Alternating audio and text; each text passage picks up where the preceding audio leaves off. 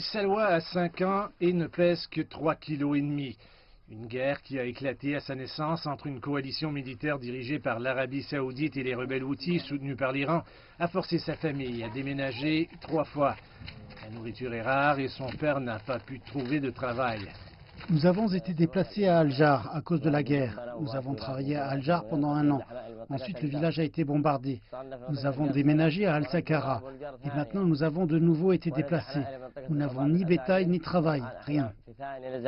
Salwa fait partie des quelques 23 000 enfants qui, selon l'UNICEF, ont un risque plus important de mourir de malnutrition aiguë. L'Agence des Nations Unies prévient que le nombre d'enfants souffrant de malnutrition dans le pays pourrait atteindre 2,4 millions d'ici la fin de l'année, soit une augmentation de 20%. Eh bien, je travaille sur la situation au Yémen depuis de nombreuses années maintenant. J'ai vu beaucoup de choses. C'est la situation la plus sombre que j'ai jamais vue.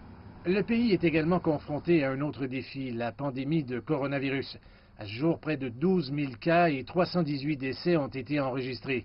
Mais les experts disent que le système de santé et les infrastructures du pays ne sont pas en mesure de faire face à la pandémie et que les chiffres réels sont bien plus élevés. Le financement de l'aide humanitaire a également diminué, les donateurs se concentrant sur leurs propres problèmes liés à la COVID-19.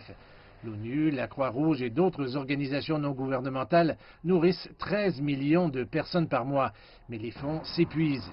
Une conférence virtuelle d'annonce de contributions pour le Yémen, organisée par les Nations Unies et l'Arabie Saoudite le mois dernier, a vu 31 donateurs promettre 1,3 milliard de dollars d'aide, 1 milliard de dollars de moins que ce qui est nécessaire.